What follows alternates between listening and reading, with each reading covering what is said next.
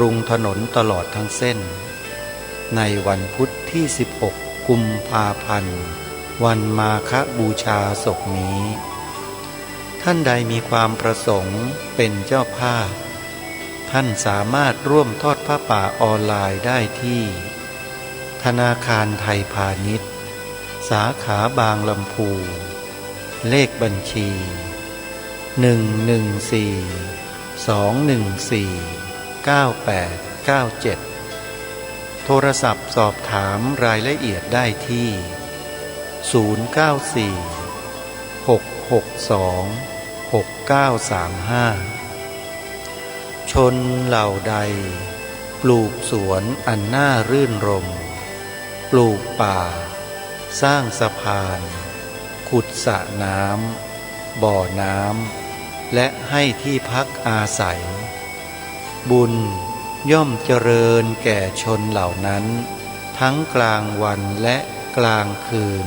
ตลอดกาลทุกเมื่อ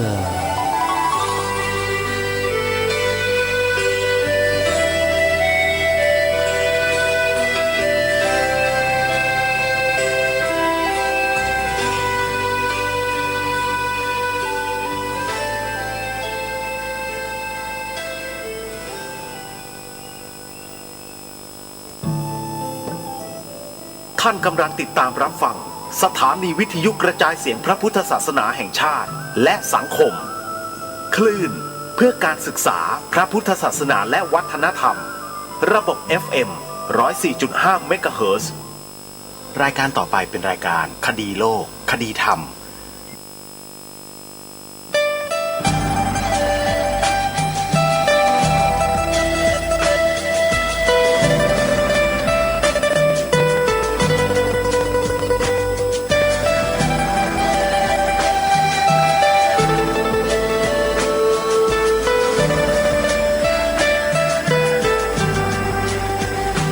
กล้าคิดก็ต้องกล้าทำอย่ากลัวถ้าทำความดีเป็นศึกษาปัญหาให้ทันท่วงทีเมืองไทยจะพัฒนากว่านี้รายการดีๆคดีโลกคดีธรรมขอรำพันบรรยายความคิดเครื่องหมายแห่งสีทั้งสามงามถนัดขาวคือบริสุทธิ์สีสวัสดิ์หมายพระไตรรัตน์และธรรมะคุ้มจิตไทยแดงคือโลหิตเราใสซึ่งยอมสละได้เพื่อรักษาชาติศาสนาน้ำเงินคือสีโสภาอันจอมประชาถ้าโปรดเป็นของส่วนองค์จับริ้วเข้าเป็นไตรรงค์ยิ่งเป็นสีธงที่รักแห่งเราชาวไทยทหารอวตารนำไปยงยุทธวิชัยวิชิตก็ชูเกียรติสยามประเทศไทยที่เจริญมั่นคงมาได้จนถึงทุกวันนี้มิได้เกิดขึ้นจากความหวาดกลัวอย่างพลาดเขลาแต่บรรพบุรุษไทยของเราทุกยุคทุกสมัยล้วนแต่มีความกล้าหาญและชาญฉลาดปกป้องเอกราชสร้างชาติให้เกิดความมั่นคงโดยมีธงแห่งพระไตรรัตน์เป็นเครื่องนำชัยจึงเป็นที่มาที่ไปของรายการคดีโลกคดีธรรมกล้าคิดก็ต้องกล้าทำอย่ากลัวถ้าทำความดีเป็นศึกษาปัญหาให้ทันท่วงทีเมืองไทยจะพัฒนากว่านี้รายการดีๆคดีโลกคดีธรรมรายการดีๆคดีโลกค คดีธรรม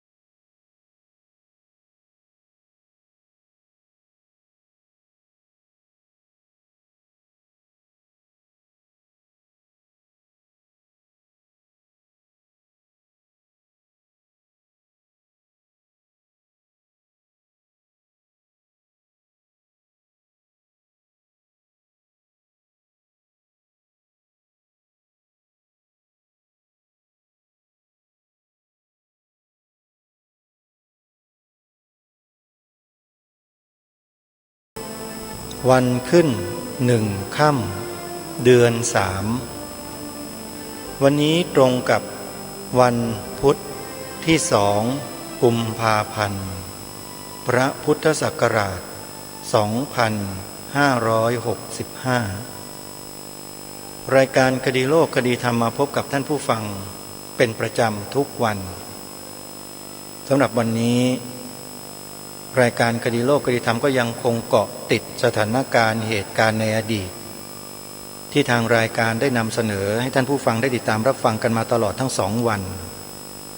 คือเหตุการณ์การเบียดเบียนการบีบบังคับการตัดรอนสิทธิของชาวพุทธที่ประเทศเวียดนามใต้เมื่อปีพระพุทธศักราช 2506ซึ่งเป็นเหตุการณ์ที่ช็อกโลกไปทั่วทั้งโลกในสมัยนั้นด้วยมีพระสงฆ์เถระผู้ใหญ่ซึ่งเป็นที่เคารพนับถือของชาวเวียดนามใต้ได้ออกมาแสดงความเสียสละด้วยการเผาตัวตายประท้วงต่อรัฐบาลมิจฉาทิฐิที่กระทำการเบียดเบียนต่อชาวพุทธพระสงฆ์สามเณรแม่ชีในสมัยนั้นให้ได้รับการสูญเสียชีวิตเป็นจำนวนมากเหตุการณ์นี้ได้ถูกบันทึกจารึกไว้ในหน้าประวัติศาสตร์ของความขัดแย้งในทางการเมืองในประเทศเวียดนามใต้ซึ่งถือว่าเป็นตราบาปที่หลายคนไม่ปรารถนาและไม่ต้องการที่จะให้เกิดมีขึ้นในประเทศของตนเองแน่นอนหนึ่งในนั้นก็คือประเทศไทยของเราแต่ถามว่าจะมีคนไทยที่นับถือศาสนาพุทธสักกี่คนที่จะทราบเรื่องราวและเหตุการณ์เหล่านี้แล้วก็ใช้มาเป็นอุทาหรณ์ในการระมัดระวังป้องกันไม่ให้เหตุในลักษณะเช่นนี้เกิดขึ้นในประเทศชาติบ้านเมืองของตนเองอาตมาภาพคิดว่ามีอยู่แต่ยังน้อยมากบวกกับในปัจจุบันนั้นสถานการณ์ที่ถูกบีบคั้นด้วยเศรษฐกิจด้วยสังคมด้วยการเมืองด้วยศาสนาไม่ใช่ศาสนาด้วยลัทธิบางลัทธิที่กำลังแพร่กระจายอยู่ทั่วโลกรวมถึงประเทศไทยของเราด้วย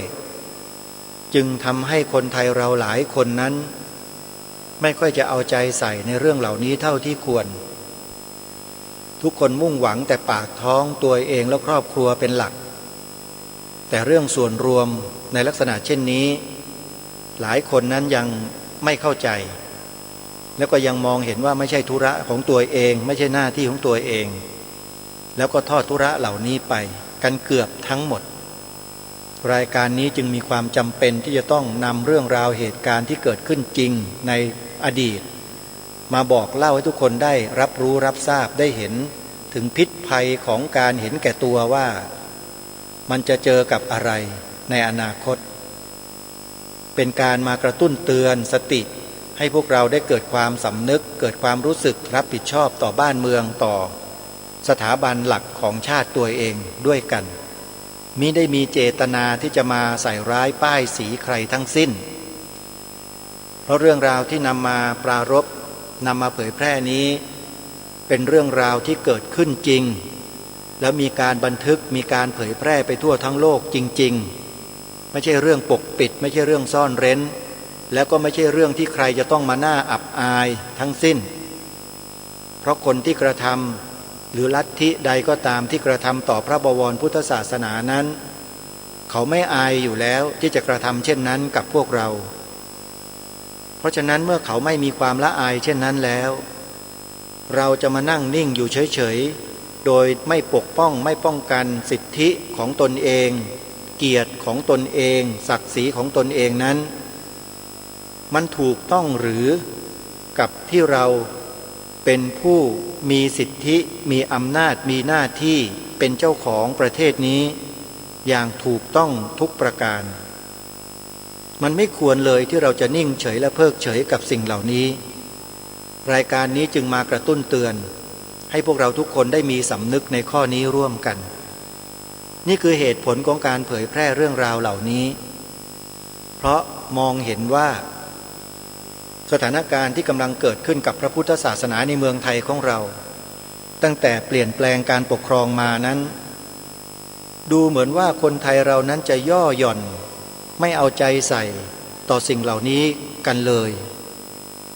ไม่ว่าจะเป็นเหตุการณ์เมื่อปีพระพุทธศักราช 2505 ที่มีการ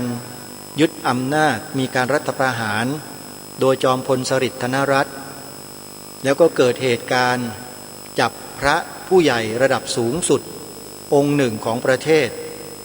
กระชากจีวรแล้วจับขังคุกเป็นเวลาถึง5 ปีกว่าโทษฐานกระทำตนเป็นคอมมิวนิสต์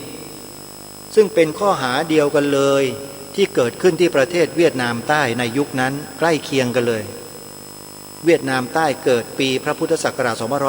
2506 ในประเทศไทยเกิดปี 2505 ถามว่ามันน่าจะเป็นคำสั่งหรือแนวคิดที่ต่อท่อตรงมาจากแหล่งเดียวกันหรือไม่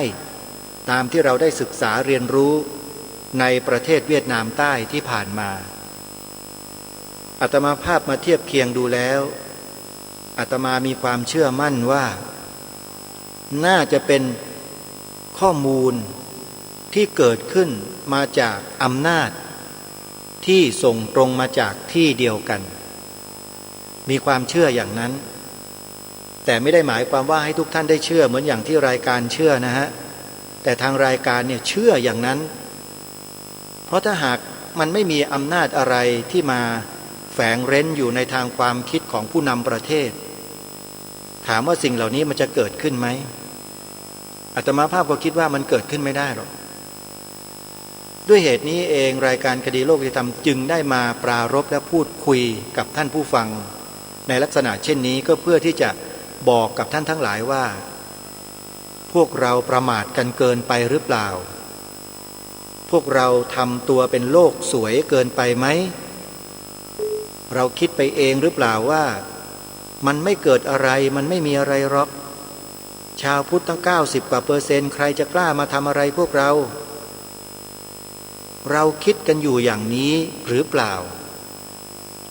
ถ้าหากเราคิดกันอยู่แบบนี้นั่นแหละคือความประมาท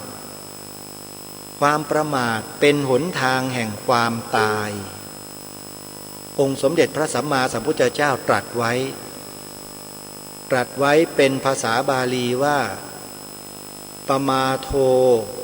มัจจุโนปะทังความประมาทเป็นบทแห่งความตายด้วยเหตุนี้เองรายการคดีโลกคดีธรรมจึงเชื่อพุทธพจน์ขององค์สมเด็จพระสัมมาสัมพุทธเจ้าเมื่อเชื่อแล้วศรัทธาแล้วก็ใช้ปัญญาพิจารณาถึงสถานการณ์ต่างๆที่เป็นไปทั้งที่ผ่านมาทั้งที่เป็นอยู่ในปัจจุบันแล้วสิ่งที่มันกำลังจะเกิดในอนาคตพิจารณาทบทวนทั้งอนุโลมทั้งปฏิโลมปฏิโลมอนุโลมอยู่อย่างนี้มาโดยตลอดแล้วก็ประติดประต่อจิ๊กซอเรื่องราวทั้งหลายทั้งปวงที่เกิดขึ้นในประเทศอื่นๆ ว่ามันมีตัวอย่างของการเกิดขึ้นมันมีโครงสร้างของเรื่องราวมันเกิดขึ้นอย่างไรก็ศึกษาเรียนรู้ด้วยตัวเองทั้งหมดแล้วก็มาจับประเด็นได้ว่าเหตุการณ์ทั้งหลายทั้งปวงที่เกิดขึ้นกับพระพุทธศาสนาในประเทศต่างๆที่ไม่ใช่ประเทศไทยของเรานั้นมันมีลักษณะเดียวกันทั้งหมดเลยคือมันเกิดมาจากฐานอำนาจทางการเมืองอำนาจในทางการเมืองท่านในที่นี้รายการคดีโลกคดีธรรมก็ได้ตัดตอนบทบรรยายของพระเดชพระคุณท่านเจ้าคุณพระพรหมบัณฑิตซึ่งท่านเป็นอดีตอธิการบดีมหาวิทยาลัยมหาจุฬาลงกรณราชวิทยาลัยปัจจุบันท่านเป็นกรรมการมหาเถรสมาคมท่านได้กล่าวไว้ในงานสัมมนาทางวิชาการของสมาคมผู้ทำคุณประโยชน์เพื่อพระพุทธศาสนาแห่งประเทศไทยเมื่อปีพระพุทธศักราช 2553 ปี 2553 ท่านผู้ฟังท่านลองคิดดูว่ากี่ปีมาแล้วแต่คำบรรยายส่วนนั้นของท่านที่พูดไว้นี่ชัดเจนมากเลยวันนั้นท่านบรรยายในหัวข้อเรื่องภัยคุกคามพระพุทธศาสนาและแนวทางแก้ไขถ้าใครต้องการฟังแบบเต็มๆนะฮะให้ท่านพิมพ์ชื่อนี้เข้าไปใน YouTube แล้วท่านไปเปิดฟังดูแล้วท่านจะรู้เลยว่าสิ่งที่พระเดชพระคุณท่านเจ้าคุณพระพรหมดิลกพระพรหมบัณฑิตรูปนี้ท่านได้บรรยายไว้นั้นมันตรงกับเหตุการณ์ที่กำลังเกิดกำลังมีกำลังเป็นอยู่ในบ้านเมืองเราเกือบจะ100%หรือเปล่าท่านลองฟังแล้วลองวิเคราะห์สถานการณ์เหล่านั้นดูก็แล้วกันว่าเป็นไหมมีไหมมันเกิดขึ้นจริงตามที่ท่านกล่าวไหมจะยกตัวอย่างคำบรรยายส่วนหนึ่งที่อาตมาภาพตัดตอนมาท่านพูดไว้ชัดเจนมากตรงนี้ท่านได้กล่าวถึงแนวคิดของตะวันตกที่ต้องการจะมาครอบงำแนวคิดของชาวตะวันออกอย่างประเทศไทยของเราเนี่ยมันมีมานานแล้วเขาเอาแนวทางการเมืองในต่างประเทศเข้ามาครอบงำการเมืองในประเทศของเราโดยใช้คำว่า secularism secularism คือคารวาสนิยมโดยนำเอาแบบแผนจากประเทศสหรัฐอเมริกาในการทำการเมืองเนี่ยของในสภาของสหรัฐที่เกิดปัญหาขึ้นเอามาเป็นต้นแบบในการบริหารจัดการรัฐสภาในเมืองไทยของเราซึ่งมันไปเข้าทางกับใครก็ไม่ทราบลัทธิไหนก็ไม่ทราบเหมือนกันแหละอาตมาภาพไม่อยากเอ่ยนะทั้งที่รู้อยู่นี่แหละแล้วก็ทำให้การเมืองไทยเราเป็นอย่างที่เป็นอยู่ทุกวันนี้เป็นยังไงทุกท่านก็ไปดูเอาเองอาตมาภาพกำลังพูดถึงเรื่องศาสนานะศาสนากับการเมืองการเมืองกับศาสนาท่านลองฟังคำบรรยายของพระเดชพระคุณท่านเจ้าคุณพระพรหมบัณฑิตอดีตที่การบดีมหาวิทยาลัยมหาจุฬาลงกรณราชวิทยาลัยที่ท่านพูดไว้เมื่อปี2553ดูท่านพูดไว้อย่างไรแล้วเดี๋ยวเรามาพูดคุยกันต่อฟังพร้อมๆกันได้นะบัดนี้ปัจจัยภายนอกที่คุกคามพระพุทธศาสนาดูในประวัติศาสตร์ 2,500 ปีต้องพูดกันตรงๆว่ามันมาจากที่ทำให้พุทธศาสนาของเราเนี่ยนะเร็วลงเรื่อยๆมันมาจากเรื่องการเมืองทำไมจึงพูดอย่างนั้นการเมืองในประเทศที่มันเปลี่ยนแปลงเนี่ยในยุคของเราลดจำนวนพุทธศาสนิกชนลงไปจากที่เราเคยเป็นศาสนาใหญ่เป็นอันดับหนึ่งของโลกเมื่อ100 ปีที่แล้วอันดับหนึ่งอันดับสองเดี๋ยวนี้ตกไปอยู่อันดับ4โดยที่เราก็ยังสวดมนต์ภาวนากันอยู่เฉยๆนี่แหละแต่อยู่เราตกไปพรวดพลาดเลยเสียแชมป์ไปเลยเพราะการเปลี่ยนแปลงทางการเมืองเพราะฉะนั้นต้องถือว่าเรื่องของการเมืองเนี่ยเปลี่ยนสภาวะของพระพุทธศาสนาเร็วมากแต่เราไม่ค่อยพูดกันเท่านั้นเองในปัจจุบันเราไม่เรียกการเปลี่ยน อย่างหักด้ามพระด้วยเข่าอย่างนี้อีกแล้วแต่เป็นการเปลี่ยนแบบเรียกว่า secularism แปลว่าคฤหัสถ์นิยมคฤหัสถ์นิยมเป็นแนวคิดที่แยกศาสนาออกจากรัฐแล้วก็ขยายไอเดียนี้ไปทั่วโลกแม้แต่ในสหรัฐอเมริกาก็ถือนโยบายนี้และเราก็จะมาเจอเรื่องนี้เวลาที่จะเอาพุทธศาสนาไปสอนในโรงเรียนวิชาพระพุทธศาสนาถูกลบไปจากหลักสูตรของเด็กหลายครั้งโดยยึดนโยบายแยกศาสนาออกจากรัฐในปี2533ไม่มีหลักสูตรพุทธศาสนาในโรงเรียนเป็นวิชาเลือกจะเรียนก็ได้ไม่เรียนก็ได้เดือดร้อนทางมหาจุฬาและมหามกุฏหลายฝ่ายต้องประท้วงจนได้หลักสูตรกลับมาโดยนโยบายนี้เช่นเดียวกันแยกศาสนาออกจากรัฐสอนก็ได้ไม่สอนก็ได้เรียนก็ได้ไม่เรียนก็ได้และตรงนี้แหละเป็นภัยคุกคามถ้าเด็กไม่เรียนพระพุทธศาสนาในโรงเรียนในช่วงใดช่วงหนึ่งของประวัติศาสตร์พุทธศาสนาในประเทศไทยท่านก็จะรู้เองว่าจะเกิดอะไรขึ้นเพราะฉะนั้นนโยบายแยกการศึกษาศาสนาออกจากโรงเรียนเป็นภัยต่อพระพุทธศาสนาในประเทศแน่นอนถ้าท่านไม่ระวังมันจะปรากฏครั้งแล้วครั้งเล่ากลับมาอยู่เรื่อยๆ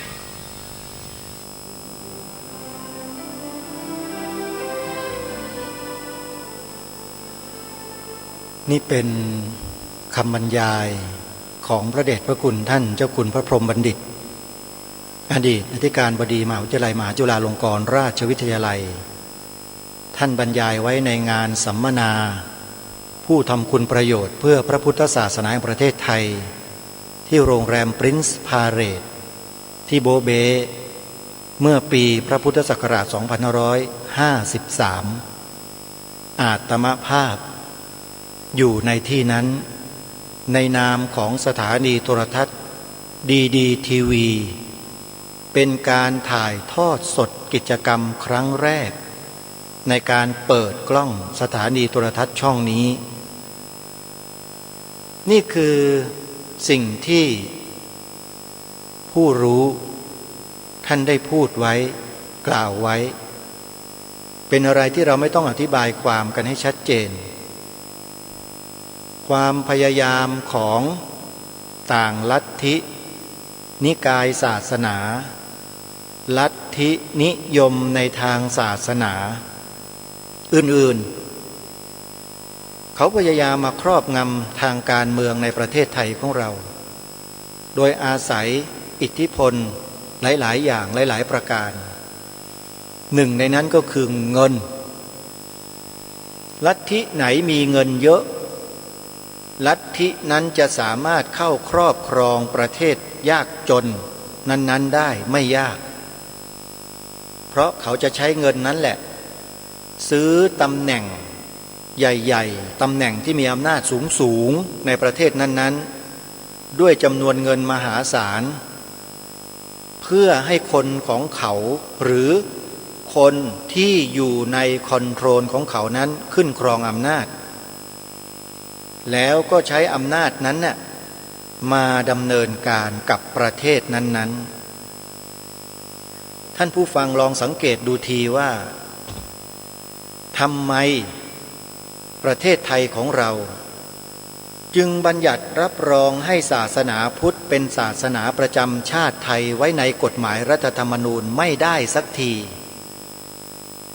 ท่านเคยฉุกคิดในข้อนี้บ้างหรือไม่ทั้งที่ประเทศนี้ไม่ควรที่จะมีการปฏิเสธในเรื่องนี้เลยใช่หรือไม่เพราะด้วยประวัติศาสตร์ด้วยวัฒนธรรมประเพณีด้วยวิถีชีวิต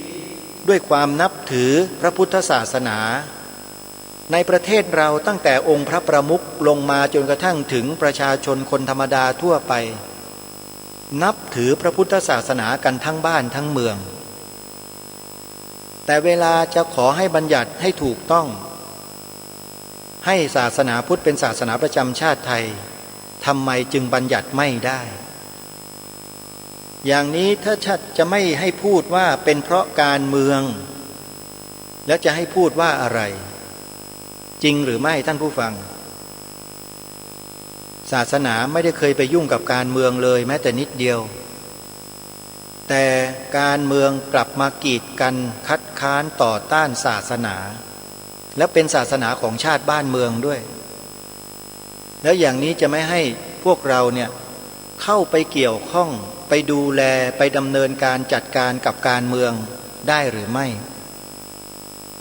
มันเป็นสิทธิ์ของพวกเราไม่ใช่หรือที่เราต้องเกี่ยวข้องกับการเมืองอยู่ตลอดเวลาใช่หรือไม่แม้แต่พระสงฆ์เองก็เกี่ยวโยงกับทางการเมืองด้วยเวลาพระสงฆ์กระทำอะไรที่ไม่ถูกหูถูกตาใครบางคนคนคนนั้นก็อาศัยการเมืองมาเล่นงานใช่หรือไม่แล้วถามว่าไม่เกี่ยวไหมเกี่ยวเต็มใครที่เที่ยวไปสร้างวาทกรรมว่าพระสงฆ์ไม่ควรยุ่งเกี่ยวกับการเมืองพระสงฆ์ไม่ควรยุ่งเกี่ยวกับการเมืองนะไอ้พวกเนี้ยเป็นพวกลิ้นตวัดถึงรูหูลิ้นมันยาวเป็นพวกลิ้นปีศาจวันๆหนึ่งมันก็พูดเพื่อตัวของมันเองนั่นแหละท่านว่าจริงไหมล่ะประเทศนี้เป็นประเทศพระพุทธศาสนาอันนี้แหละที่ทางรายการย้ำให้พวกเราเนี่ยมีจิตสำนึกในข้อนี้กันมาโดยตลอดเพื่อหวังให้พวกเรานั้นได้รื้อฟื้นความถูกต้องในข้อนี้กลับมาในมโนสำนึกของคนไทยลูกหลานไทยของเราอย่าให้ใครมาล้างสมองด้วยวาทกรรมต่างๆนานาที่ทางรายการได้เคยหยิบยกมากล่าวเพราะปล่อยละเลยกันเกินไปหรือเปล่าจนทำให้คนเหล่านี้ได้ช่องได้โอกาสแล้วก็ปักหมุดบางอย่างลงในประเทศนี้โดยที่ใครก็ไม่กล้าไปรื้อไปถอนเขาจริงหรือไม่ลองพิจารณาข้อนี้กันดูให้ดีอาตมาไม่ได้กล่าวหาเขานะแต่มันเป็นความจริงมันเป็นเรื่องจริงที่เกิดขึ้นจริงใครไม่ยอมรับก็ช่วยไม่ได้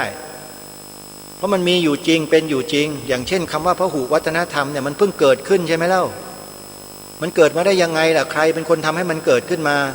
แล้วใครล่ะเป็นคนทำให้ประชาชนในประเทศนี้ต้องยอมรับอาตมาใช้คำว่าต้องยอมรับนะทั้งที่เราไม่ยอมรับแต่คุณทำให้มันต้องยอมรับได้เนี่ยใครล่ะถ้าไม่ใช่การเมืองแล้วใครนี่ไงคือสิ่งที่อยากจะบอกพวกเราว่าพวกเราเนี่ยไม่อยากว่านะแต่ขอพูดแล้วกันว่าอ่อนหัดมากเลยอ่อนหัดกับสิ่งนี้มากๆอ่อนแอด้วยอ่อนหัดด้วยไม่รู้ประสีประสากันด้วยแล้วก็ปล่อยกันไม่สนใจกันรายการนี้หรือครูบาอาจารย์เราหลายๆรูปพูดยังไงก็ตามพวกเราก็ไม่ฟังไม่เชื่อไม่ทำตามพระสงฆ์นี่ไม่ใช่คนกระจอกงอกง่อยที่ไม่มีความรู้ไม่มีสติปัญญาอะไรนะโยมแต่ละรูปแต่ละท่านแต่ละองค์เนี่ยเป็นศาสตราจารย์ด็อกเตอร์จบปริญญาธรรม9ประโยคจบปริญญาเอกปริญญาโทปริญญาตรีกันเพียบเต็มไปหมดเลยในบ้านนี้เมืองนี้เพราะมีการศึกษาเล่าเรียนรู้ทั้งทางโลกและทางธรรมหมดท่านรู้รอบรู้ลึกรู้ทุกอย่างแต่ท่านพยายามที่จะบอกพวกเราว่าสถานการณ์มันเป็นอย่างนี้ญาติโยมต้องช่วยกันแบบนี้นะโยมก็บางทีก็ตวาดพระกลับมาว่าเอ้ยพระการเมืองอะไรอย่างงู้นอย่างนี้จริงไหมมีไหมเนี่ยคนที่ตวาดกลับมาหาอาตมากับรายการกิโลกิธรรมเป็นรายการการเมืองมีไหมท่านว่ามีคนพูดแบบนี้ไหมมีทำไมไม่มีหรอกพระครูสมุวิสุวัตวัดฝายหินนะโทรศัพท์มาฟ้องอาตมาว่ามีโยมก็โทรมาแบบนี้นะอะไรอย่างเงี้ยแล้วก็อีกหลายๆสถานีเป็นแบบเนี้ยมีอยู่โถทำไมจะไม่มีนั่นแหละเขาเรียกว่าความอ่อนด้อยทางสติปัญญาอ่อนแอด้วยจะบอกว่าโง่เขลาเบาปัญญาก็เดี๋ยวจะหาว่าใช้คำรุนแรงไปอ่อนด้อยดีกว่าไม่ทันเขาเลยฮะได้ยินไหมเมื่อสักครู่นี้ที่เปิดเสียงธรรมบรรยาย ช่วงหนึ่งที่พระเดชพระคุณท่านเจ้าคุณพระพรหมบัณฑิตอดีตอธิการบดีมหาวิทยาลัยมหาจุฬาลงกรณราชวิทยาลัยท่านเป็นศาสตราจารย์ด็อกเตอร์นั่นน่ะเป็นนักวิชาการด้วยเหนือกว่านักวิชาการหลายๆคนในประเทศนี้ด้วยซ้ำไปความรู้ความสามารถของท่านท่านพูดชัดเจนเลยว่าภัยคุกคามพระพุทธศาสนาที่ทำให้พระพุทธศาสนาเรียวลงอย่างรวดเร็วเนี่ยภัยนั้นมาจากการเมืองและอาตมาภาพพูดผิดตรงไหนถามหน่อยที่คนที่ว่าอาตมาเนี่ยถ้าโยมว่าอาตมาก็ต้องบอกว่าท่านเจ้าคุณด้วยเจ้าคุณอดีตที่การบดีมหาวิทยาลัยมหาจุฬาลงกรณราชวิทยาลัยเพราะอาตมาพูดตามท่านน่ะจริงไหมแล้วคนที่ว่าอาตมาเนี่ยคิดยังไงเมื่อได้ยินท่านเจ้าคุณพูดแบบนี้แล้วคิดยังไงก็ยังไม่เชื่ออาตมาใช่ไหมล่ะเพราะอาตมาไม่ได้เป็นศาสตราจารย์ด็อกเตอร์ใช่ไหมก็แล้วแต่นะก็แล้วแต่อาตมาคิดว่าโยมมีสมองแค่นั้นน่ะคิดไม่เป็นก็ช่วยอะไรไม่ได้เนี่ยฮะก็คิดอย่างนั้นต่อไปก็แล้วกันเพราะสมองมันมีอยู่แค่นั้นอันนี้ไม่ได้ว่านะเป็นความจริงฮะคิดไม่เป็นฮะมองแต่ภายนอกเฉยๆแต่มองไม่เห็นข้างในเขาเรียกสมองมันมีอยู่แค่นั้นความสามารถมีในการมองมีอยู่แค่นั้นจริงไหมสมองท่านไม่พัฒนาในด้านนี้อาตมาไม่เคยโกรธนะไม่เคยว่าอะไรเลยแต่พูดให้ฟังว่าสมองของท่านมีอยู่แค่นั้นจริงๆพิจารณาอะไรไม่ออกไม่เป็นมันไปไม่ได้มันตันเขาเรียกว่ามันตันไม่เป็นไรฮะอาตมาภาพก็จะบอกแต่เฉพาะผู้ที่บอกได้ชี้เฉพาะผู้ที่ชี้ได้ถ้าเขารู้เขาเข้าใจแล้วเขาก็นำไปปฏิบัติตามปฏิบัติแล้วมันก็เป็นประโยชน์แก่ส่วนรวมไม่ใช่เป็นประโยชน์แก่อาตมาพูดมาโดยเสมออาตมาไม่ได้อะไรนะที่ทำเนี่ยได้บุญกุศลอย่างเดียวเพราะเจตนาเราดีเจตนาเราบริสุทธิ์ไม่ได้มีสิ่งใดมาเคลือบแฝงแอบแฝงไม่มีผลประโยชน์แอบแฝงใดๆทั้งสิ้นอันนี้แหละอาตมาภาพสบายใจที่สุดในการพูดรายการคดีโลกคดีธรรมทุกวันเนี่ยไม่มีใครมาเอาบังเหียนมาใส่อาตมาแล้วก็มาสนสะพายอาตมาต้องพูดอย่างนั้นพูดอย่างนี้ไม่มี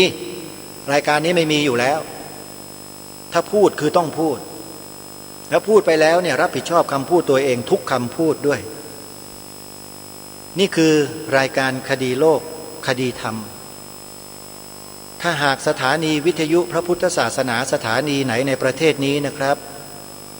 จะรับรายการคดีโลกคดีธรรมรายการนี้ไปออนแอร์ออกอากาศเวลาไหนก็แล้วแต่ยินดีเป็นอย่างยิ่งว่าแต่ว่าสถานีวิทยุเหล่านั้นกล้าหรือเปล่าผมท้าเลยว่าท่านไม่ค่อยกล้าเพราะท่านยังไม่เข้าใจและท่านก็ยังมีความกลัวเป็นพื้นอยู่ในใจของท่านอยู่ความกลัวพระพุทธเจ้าตรัสไว้เลยว่าทำให้เสื่อมหมดท่านกลัวไม่เข้าท่ากลัวในการที่จะพูดความจริงกลัวที่จะพูดความจริงว่าพระพุทธศาสนาเป็นศาสนาประจำชาติไทยของเรากลัวที่จะพูดความจริงว่าสีขาวในธงชาติไทยหมายถึงพระพุทธศาสนาเท่านั้นกลัวกันไปหมดกลัวความจริงไม่น่าเชื่อดูสิชาวพุทธในประเทศไทยเรากลัวกันถึงขนาดนั้นนี่ไงล่ะมันถึงเสื่อมไงพวกลัทธินิกายศาสนาลัทธินิยมในทางศาสนาอื่นๆก็เลยขึ้นครองอิทธิพลอำนาจทั้งหลายทั้งปวงแล้วสุดท้ายทีนี้ความกลัวนั้นช่วยอะไรได้ไหมช่วยได้ไหมท่านอันนี้ผมไม่ได้ว่านะครูบาอาจารย์ที่เป็นผู้อำนวยการสถานีวิทยุพระพุทธศาสนาแห่งชาติทั้งหลายทั้งปวงผมไม่ได้ว่าท่านนะครับเพียงแค่พูดเทียบเคียงให้ท่านได้เห็น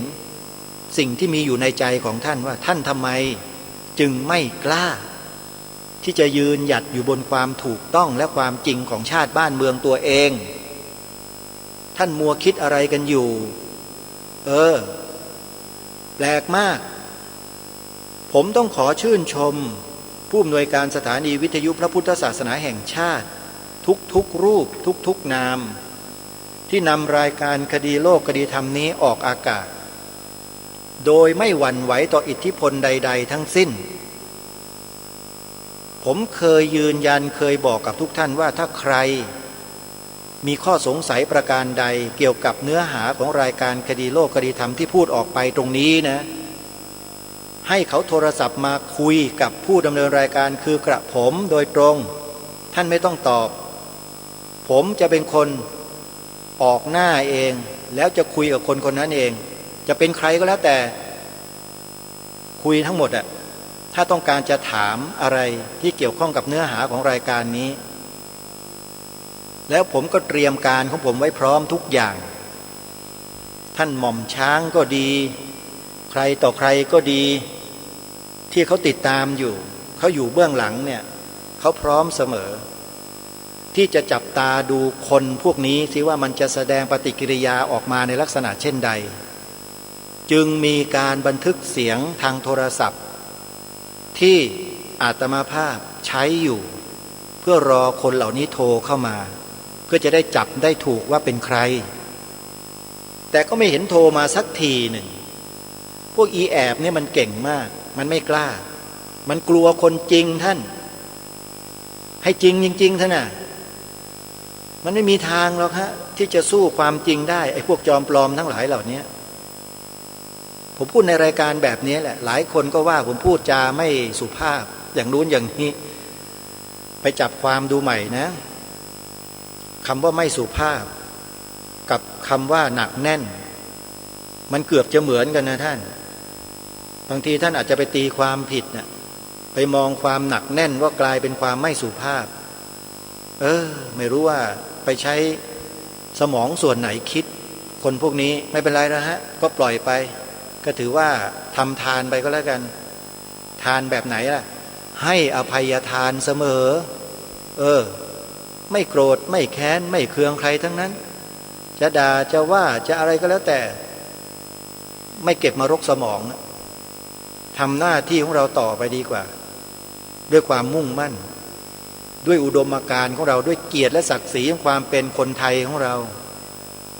พระก็คนไทยเหมือนกันนะท่านไหนมีพระรูปไหนว่าไม่ใช่คนไทยมั่งที่อยู่ในประเทศนี้มีไหมคนไทยทั้งนั้นน่ะแล้วเมื่อเป็นคนไทยแล้วสำนึกในความเป็นไทยล่ะมีหรือเปล่ามีมากมีปานกลางมีน้อยแต่ขอให้มีเถอะคนที่มีเนี่ยก็คือคนที่ไม่ต่อต้านรายการคดีโลกคดีธรรมนั่นแหละคือคนมีสำนึกในความเป็นไทยแต่ถ้าใครมาพูดต่อต้านคัดค้านมาพูดส่อเสียดมาโจมตีกล่าวหาใส่ร้ายป้ายสีพวกนี้ไม่มีสำนึกสักคนหนึ่งแล้วจะไปคบไปฟังคนพวกนี้ทำไมจริงไหมง่ายๆอาตมาพูดภาษาชาวบ้านง่ายๆเพราะว่ามีความรู้ไม่สูงโยมอาตมาเรียนแค่กศน.จบแค่กศน.เท่านั้นเองปริญญาตรงปริญญาตรีเขาไม่มีเขาหรอกโยมแต่มีจิตสำนึกมีความมุ่งมั่นมีอุดมการณ์ระหว่างความรู้กับอุดมการณ์กับจิตสำนึกโยมจะเลือกอะไรโยมตอบเองเลยไม่ต้องมาตอบอาตมาหรอกแล้วโยมก็พิจารณาเอาเองว่าโยมจะสนับสนุนส่งเสริมไหมส่งเสริมคนที่มีจิตสำนึกกับมีอุดมการณ์หรือจะส่งเสริมคนที่มีความรู้แต่ไร้อุดมการณ์ไร้จิตสำนึกอันนี้เลือกเองนะนี่ไม่ได้ว่าใครนะให้โยมเลือกแล้วพิจารณากันเอาเองบ้านเมืองกำลังต้องการคนเสียสละขอย้ำนะฮะบ้านเมืองกำลังต้องการคนที่เสียสละเราไม่ต้องการคนเห็นแก่ตัวใครที่เสียสละลุกขึ้นมาเลยฮะมาทำหน้าที่มายืนหยัดอยู่บนความถูกต้องและความจริงความถูกต้องและความจริงคืออะไรพระพุทธศาสนาเป็นศาสนาประจำชาติไทยของเรานี่คือความถูกต้องและความจริงของประเทศนี้ท่านทั้งหลายที่ฟังรายการอยู่ก็ดีหรือไม่ได้ฟังอยู่เนี่ยท่านยืนหยัดกล้ายืนหยัดอยู่บนความถูกต้องกับความจริงในข้อนี้หรือเปล่าอันนี้เป็นคำถามท่านตอบตัวท่านเอง2สีขาวในธงชาติไทยหมายถึงพระพุทธศาสนาเท่านั้น พวกท่านทั้งหลายกล้ายืนหยัดอยู่บนความถูกต้องและความจริงข้อนี้หรือเปล่าอันนี้ถามกันแบบเปิดอกเปิดใจกันเลยถ้ามีก็คือมีไม่มีก็คือไม่มี3ท่านกล้าที่จะประกาศตนเองว่าเป็นพุทธมามกะตลอดชีวิตไหมตามรอยเบื้องพระยุคลบาทท่านกล้าไหม3ข้อเท่านั้นที่ถามคนไทยตอนนี้ถ้าหากพวกเราร่วมแรงร่วมใจกันยืนหยัดอยู่บนความถูกต้องและความจริงในข้อนี้อย่างต่อเนื่องนะฮะอย่างเข้มข้นและต่อเนื่องแบบนี้นะผมกล้าท้าเลยว่าใครก็ทำอะไรพวกเราไม่ได้ในเบื้องต้นนะฮะนี่พูดถึงในเบื้องต้นนะเขาทำอะไรในเบื้องต้นพวกเราไม่ได้เมื่อเขาทำเบื้องต้นไม่ได้ท่ามกลางก็อย่าหวังสุดท้ายไม่มีทางเลยฮะเพราะเราสกัดกั้นด้วยแนวความคิดที่ถูกต้องตรงนี้เอาไว้ทั้งหมดทั้งแผ่นดินเข้าใจหรือยังเนี่ยท่านพวกเรามันไม่ยืนอยู่บนหลักการของประเทศที่เป็นความจริงในข้อนี้ไงย่อหย่อนกันหย่อนยานกันโตงเตงไปหมดเลยจิตสำนึกก็หย่อนยานความเห็นแก่ความเสียสละก็หย่อนยานแล้วความเห็นแก่ตัวมันก็เริ่มเข้ามาครอบ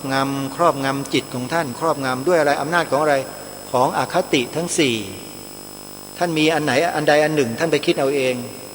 ท่านจึงไม่กล้าท่านจึงกลัวเพราะมีอคติท่านหนีไม่พ้นหรอกเชื่อผมดิ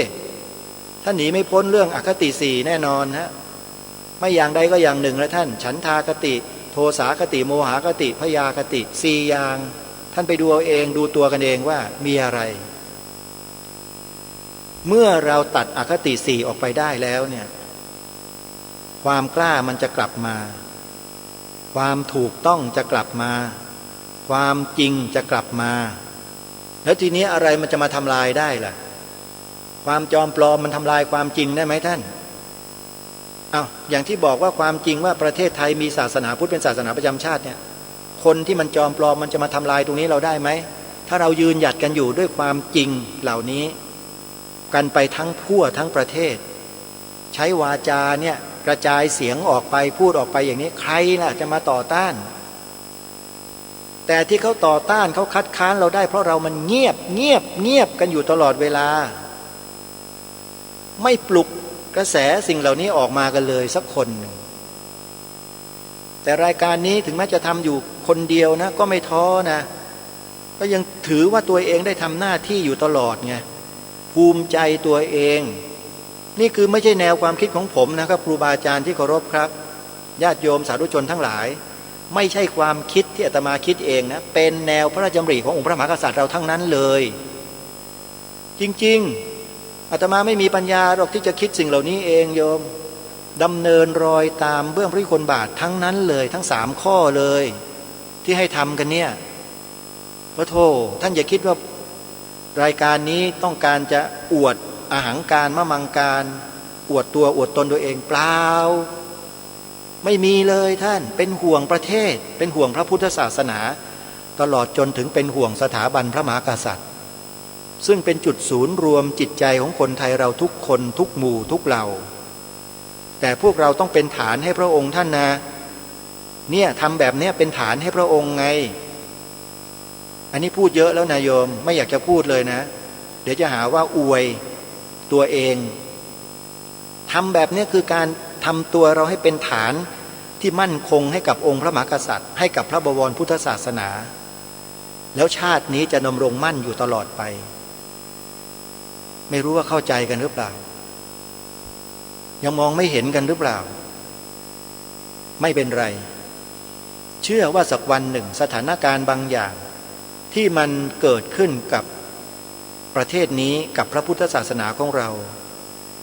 สักวันหนึ่งท่านทั้งหลายเนี่ยจะหูตาสว่างด้วยตัวของท่านเองเมื่อท่านเจออะไรบางอย่างที่เกิดขึ้นในอนาคตและปัจจุบันนี้มันก็เริ่มคืบเข้ามาเรื่อยๆคืบคลานเข้ามาเรื่อยๆแล้วก็มีองค์กรชาวพุทธเราจำนวนหลายองค์กรเกิดขึ้นใหม่ๆแล้วก็เริ่มดำเนินการอะไรๆต่อมีอะไรตามแนวที่รายการคดีโลกคดีธรรมปรารภมาโดยตลอดท่านไม่เชื่อไปดูสิฮะเดี๋ยวนี้เริ่มทำอะไรฮะทำประชาพิจารณ์เขียนหนังสือถวายฎีกาเริ่มออกมาแล้วเห็นไหม3ข้อเห็นไหมล่ะ หนึ่งในนั้นคือข้อแรกเลยคือบัญญัติในรัฐธรรมนูญให้พระพุทธศาสนาเป็นศาสนาประจำชาติเห็นหรือยังข้อที่สองให้ประกาศตนเป็นพุทธมามกะเห็นหรือยังฮะมันตรงกันไหมตรงกับที่รายการรณรงค์หรือเปล่าท่านไปดูได้เลยรายการนี้ไม่ได้ไปบีบบังคับไม่ได้ไปอะไรเขาเลยนะแต่เราทำหน้าที่อย่างนี้เสมอต้นเสมอปลายมาโดยตลอดแล้วสุดท้ายเขาก็มาเรียกว่าอะไรสารต่อปณิธานสารต่อแนวพระดำริขององค์พระมหากษัตริย์ด้วยวิธีการที่ทางรายการคดีโลกธรรมได้อัญเชิญมากระจายข้อมูลนี้ออกไปเขาก็รับไงแปลว่าเขามีสติและมีปัญญานำสิ่งนี้ไปขยายผลซึ่งไม่เกี่ยวกับอาตมาภาพเลยไม่รู้จักแล้วก็ไม่เคยคุยกันด้วยอยู่ๆก็มีเอกสารเพื่อทูลขอถวายฎีกา10 ล้านรายชื่อออกมาในขณะนี้นะถ้าหากญาติโยมครูบาอาจารย์ทุกท่านนะครับถ้าเห็นถ้าอะไรสิ่งนี้พิจารณาและตัดสินใจเองได้เลยนะครับเพราะสิ่งนี้ท่านพิจารณาดูว่าเป็นประโยชน์หรือเปล่าแต่สำหรับรายการคดีโลกที่ทำบอกได้เลยว่าเป็นประโยชน์ต่อส่วนรวมต่อประเทศชาติบ้านเมืองต่อพระพุทธศาสนาแน่นอนและอาตมาภาพก็จะลงชื่อด้วย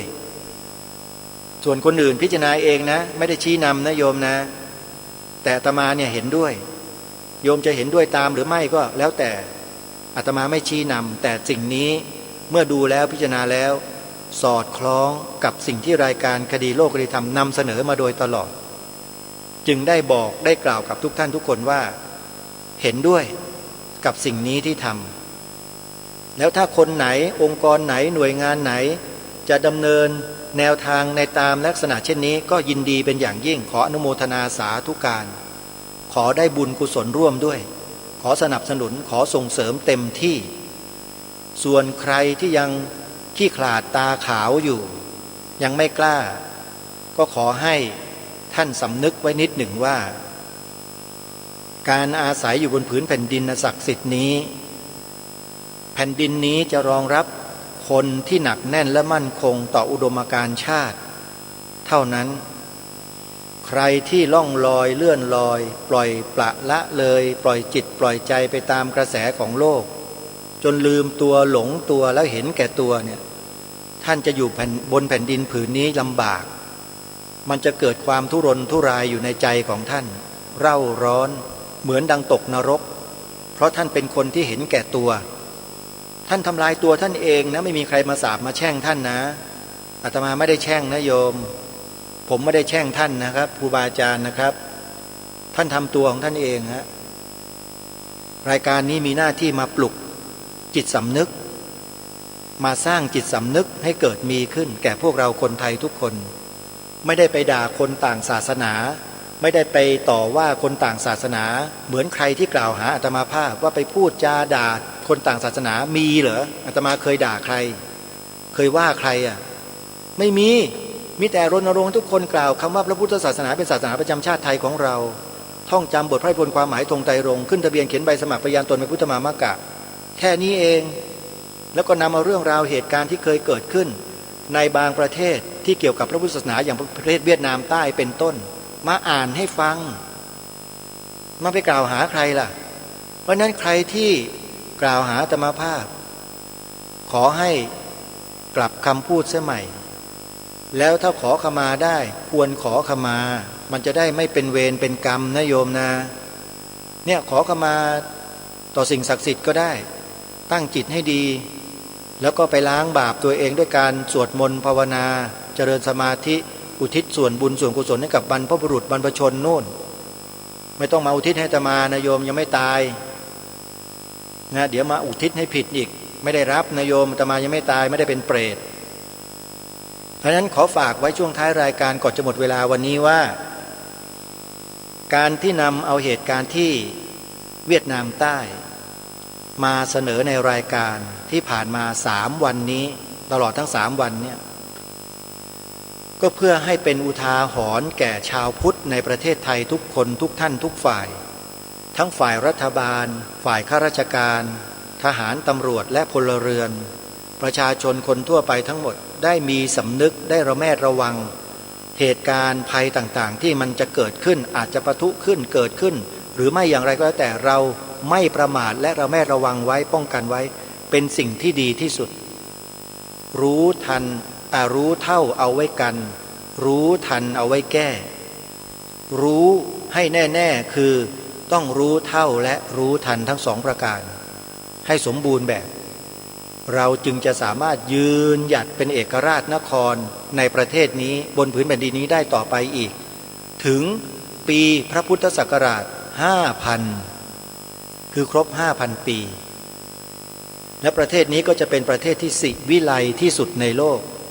เป็นประเทศที่มีความยืนหยัดและยาวนานในการนับถือพระพุทธศาสนาที่ยาวนานที่สุดในโลกประเทศเราเนี่ยมันอยู่ที่พวกเราทุกคนนะขอฝากไว้ช่วงท้ายรายการก่อนจะหมดเวลาของรายการ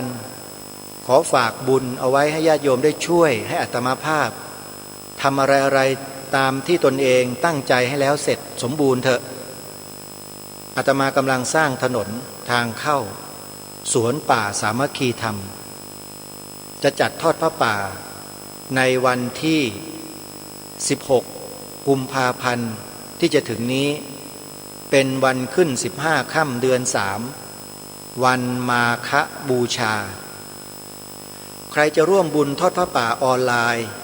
ท่านสามารถโอนปัจจัยทำบุญได้ทันทีทุกเวลาที่บัญชีธนาคารไทยพาณิชย์สาขาบางลำพูเลขบัญชี114-214-9897โทรศัพท์สอบถามรายละเอียดได้ที่หมายเลขโทรศัพท์0946626935ขออนุโมทนาบุญกับญาติโยมกับครูบาอาจารย์ทุกรูปที่สนับสนุนรายการคดีโลกคดีธรรมด้วยดีเสมอมาไม่ว่าจะเป็นผู้อำนวยการสถานีวิทยุพระพุทธศาสนาแห่งชาติคลื่นต่างๆที่เปิดเวลา